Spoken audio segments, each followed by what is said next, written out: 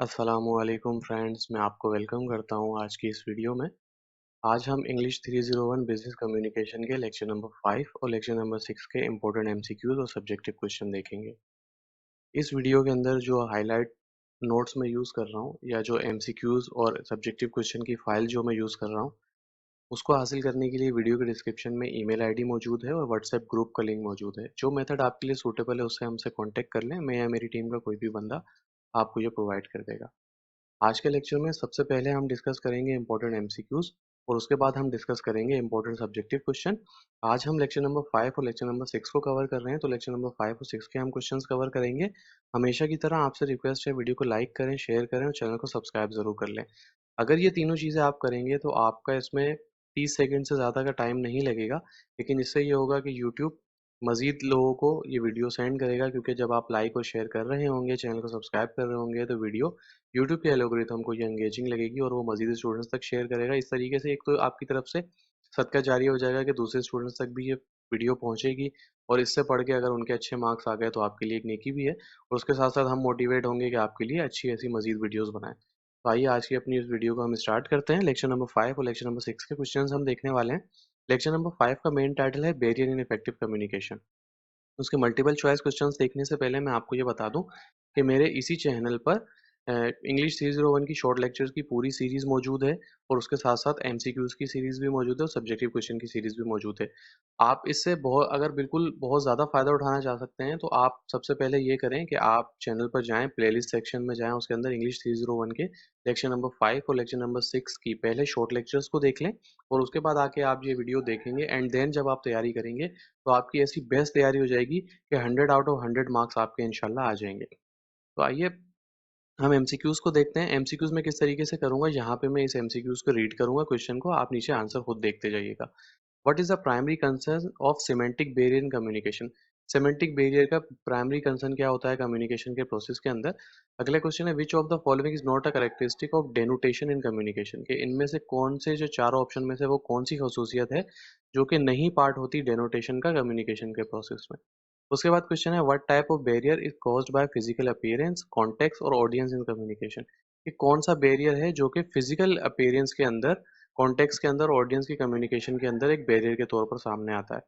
उसके बाद next question है what psychological barrier may occur when announcing a new policy that could lead to popularity or unpopularity. कि वो कौन सा साइकोलॉजिकल बैरियर है वो सामने आता है जब आप अनाउंस कर रहे होते हैं एक नई पॉलिसी, जो कि आपको पॉपुलैरिटी तक यानी मशहूर भी कर सकता है और आपको, आप जो मशहूर हुए हैं उसको बिल्कुल नीचे भी गिरा सकता है। उसके बाद है which of the following describe the process of abstracting in communication. यानी कि वो कौन सा प्रोसेस है जो कि एब्स्ट्रैक्ट करता है कम्युनिकेशन के प्रोसेस को। नेक्स्ट क्वेश्चन है what is the term used to describe persistent tendency to feel and behave in particular way towards some object. यानी कि वो कौन सी खसूसियत होती है, वो उस टर्म को क्या कहते हैं कि आप एक पर्टिकुलर इंसान के लिए या पर्टिकुलर सिचुएशन के अंदर एक पर्टिकुलर तरीके से बिहेव करते हैं, तो उसको क्या कहते हैं। How does a receiver attitude toward a message affect communication. कि आप अगर ये वीडियो देख रहे हैं, ठीक है, तो आपको इस वीडियो को देखने के बाद आपका एटीट्यूड किस तरीके से मेरे पास आएगा और मेरे लिए जो है ये किस तरीके से आपको इफेक्ट करेगा। आपको कैसे इफेक्ट करेगा, अगर आपको वीडियो अच्छी लगेगी तो आप वीडियो को लाइक करेंगे, शेयर करेंगे, और अगर आपको वीडियो अच्छी नहीं लगेगी तो ऑब्वियसली आप डिसलाइक करेंगे और बुरे कमेंट्स देंगे। उसके बाद है what factor is important in building credibility for the sender in communication. वो कौन सा फैक्टर होता है जो कि बहुत ज़्यादा इंपॉर्टेंट होता है सेंडर के लिए जब वो कम्युनिकेट कर रहा होता है, जो कि उसकी क्रेडिबिलिटी को क्रिएट करता है। नेक्स्ट क्वेश्चन है which of the following is not a barrier involving values and attitude in communication. कौन सा है इनमें से जो कि बैरियर नहीं है किसके अंदर, एटीट्यूड और वैल्यूज के अंदर कम्युनिकेशन के प्रोसेस में। लास्ट क्वेश्चन हमारा है how do values attitude and opinions of communicator influence communication effectiveness. यानी कि जो एक कम्युनिकेटर है, जो जैसे कि मैं आपको बात कर रहा हूँ, जो मेरी वैल्यूज हैं, मेरे जो एटीट्यूड है, मेरे ओपिनियन है, वो कम्युनिकेशन इफेक्टिवनेस को किस तरीके से खराब करता है या किस तरीके से उसको अच्छा करता है, ये आपने बताना है।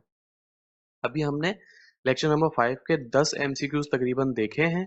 उसके बाद हम जो है सब्जेक्टिव क्वेश्चन, जैसे कि हमारा मिड टर्म या फाइनल टर्म के पेपर का पैटर्न होता है कि हमारे पास हर लेक्चर से एमसीक्यूज आ रहे होते हैं, उसके बाद सब्जेक्टिव क्वेश्चन आते हैं 3 मार्क्स के और सब्जेक्टिव क्वेश्चन आते हैं 5 मार्क्स के। तो हम अब सब्जेक्टिव क्वेश्चन देखेंगे 3 मार्क्स वाले। पहला क्वेश्चन है explain the concept of semantic barrier in communication. आपने जो है सेमेंटिक बैरियर का क्या कॉन्सेप्ट होता है वो बताना है, आपने एग्जांपल्स देनी है और आपने डिफरेंसेस बताने हैं जो कि इफेक्टिव कम्युनिकेशन को रोक रहे होते हैं। नेक्स्ट क्वेश्चन है discuss the impact of physical barrier on communication effectiveness. आपने इम्पैक्ट बताना है कि फिजिकल बैरियर और कम्युनिकेशन को इफेक्टिवनेस को कौन कौन से बैरियर होते हैं। आपने उन फैक्टर को कंसीडर करना है जैसे कि फिजिकल अपीयरेंस है, कॉन्टेक्स्ट है और ऑडियंस है। उसके बाद नेक्स्ट उसका describe the role of emotional barrier in communication. आपने इमोशनल बैरियर जो होते हैं कम्युनिकेशन उनका क्या रोल होता है वो बताना है। Providing example of situation where emotional blockage में impaired the transaction of images. आपने उन सिचुएशंस की कोई एग्जांपल देनी है कि जिस सिचुएशन के अंदर इमोशनल ब्लॉकेज जो है वो कि कम्युनिकेशन के ट्रांसमिटिंग ऑफ मैसेजेस को जो है इफेक्ट कर रहा होता है। फोर्थ हमारा क्वेश्चन है analyse the significance of values and attitude in communication. आपने जो है वैल्यूज और एटीट्यूड किसी इंसान की किस तरीके से सिग्निफाइड कर रही होती है कम्युनिकेशन प्रोसेस को, वो आपने बताना है। Explaining how they can influence both the sender credibility and receiver response. और आपने ये बताना है कि किस तरीके से ये सेंडर की क्रेडिबिलिटी और रिसीवर के रिस्पॉन्स को इन्फ्लुएंस करता है। लास्ट क्वेश्चन है हमारा 3 मार्क्स के सब्जेक्टिव का। Reflect on strategies for overcoming communication barrier involving values attitude opinion considering the importance of understand receiving point of view. आपने जो है वो स्ट्रेटेजीज बतानी है जो कि चाहिए होती हैं कम्युनिकेशन बैरियर को ख़त्म करने के लिए। किस किस्म का वैल्यूज चाहिए होती हैं, किस किस्म का एटीट्यूड आपका होना चाहिए, क्या ओपिनियन होने चाहिए कि आपको जो है अंडरस्टैंड कर पाएँ रिसीवर पॉइंट ऑफ व्यू को। अभी हमने 3 मार्क्स के क्वेश्चन देखे, अब हम 5 मार्क्स के क्वेश्चन देखेंगे। Compare and contrast the denotation and connotation in communication. आपने डेनोटेशन और कॉनोटेशन के बारे में बताना है कम्युनिकेशन के अंदर, प्रोवाइड एग्जांपल्स भी इसकी देनी है। Discuss the psychological barrier in communication. Psychological barrier कौन से होते हैं कम्युनिकेशन में वो बताना है, जिसमें आपने इमोशनल बैरियर्स, परसेप्शन बैरियर्स के बारे में बताना है और ये भी बताना है कि किस तरीके से इम्पेक्ट कर रहे होते हैं इंटरप्रिटेशन ऑफ मैसेजेस को। अब देखें ये एक क्वेश्चन के अंदर 3-4 सवाल हमने डाले हैं। अब आपको ये लग रहा होगा यार ये तो बहुत बड़ा बना दिया है, इसी के बना दिया। देखें हर एस्पेक्ट से कवर करके आपकी तैयारी करवाना ये मकसद हमारा है कि किस किस तरीके से एग्जामिनर सवाल पूछ सकता है या कौन कौन से सवाल आ सकते हैं, तो वो आपने देखना है। अब अगर आप इनको देख लेंगे फिर उसके बाद लेक्चर की वीडियो को देख लेंगे तो कुछ चीज़ें तो आपके जहन में रह जाएंगी। अगर आप पढ़ते नहीं भी हैं, सिर्फ वीडियोस देखते हैं, वैसे तो पढ़ना चाहिए। सबसे पहले प्रोसेस क्या होता है पढ़ने का कि आप सबसे पहले जिस लेक्चर को लेने जा रहे हैं उस लेक्चर को हैंडआउट्स में रीड कर लें, उसके बाद वीडियो लेक्चर देख लें, उसके बाद जो है आप आके इस वीडियो को देख लें और उसके बाद जो पॉइंट आपके क्लियर नहीं हुए हैं उसके बाद दोबारा वीडियो देख लें। तो जब आप ये प्रोसेस निपटाएंगे इसमें आपको 1 घंटा लग जाएगा। शॉर्ट लेक्चर ज़्यादा से ज़्यादा 20 मिनट का है, ये वीडियो ज़्यादा से ज़्यादा 10-20 मिनट की, 40 मिनट आपके इसमें लग गए।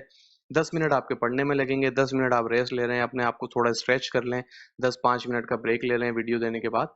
तो जब आप क्या करेंगे तो इजीली 1 घंटे के अंदर आपका एक लेक्चर सुकून से निपट जाएगा। तो रोजाना अगर आप 2-2 3-3 घंटे अपनी पढ़ाई को देते हैं, इनफैक्ट अगर आप जॉब भी करते हैं तो इजीली आप कवर कर सकते हैं। तो लेक्चर नंबर 6 है। अच्छा यहाँ पर मैं एक ट्रिक बताता हूँ आपको कि हमने यहाँ जो एमसीक्यूज कवर किए हैं उन एमसीक्यूज से ही मिलते जुलते सब्जेक्टिव क्वेश्चन यहाँ पर आए। ठीक है।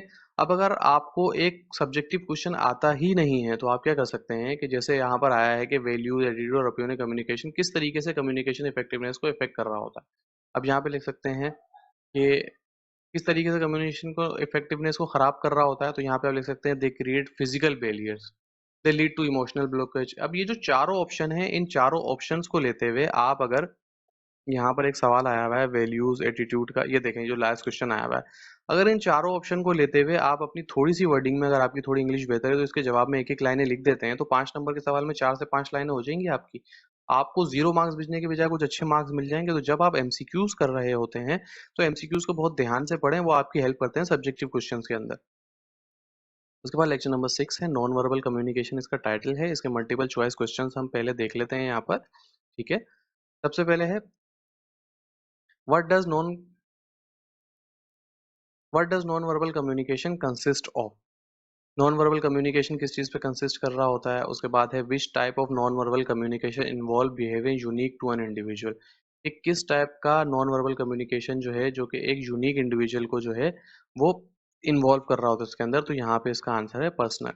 What characterize cultural non verbal communication की कौन सी खसूसियात होती है, ये सब क्वेश्चन है। Which expect of non verbal communication include body posture, facial expression and eye movement.